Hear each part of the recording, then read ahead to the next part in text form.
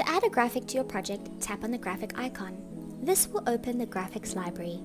For this design, we'll be using the Big Up the Girl collection. Tap on a graphic to add it to your project and move it into position. We're going to remove some of the heart in front of the lady. To do that, scroll to opacity in the bottom menu and reduce the opacity. This helps you see where the graphic and photo overlap.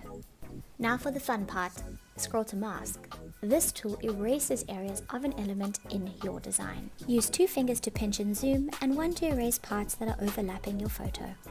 Then, bring the opacity back up to 100% and you're done. Try this with other photos and graphics and in any format, posts, stories, or bigger designs. That's all it takes to create something unique and professional with graphics.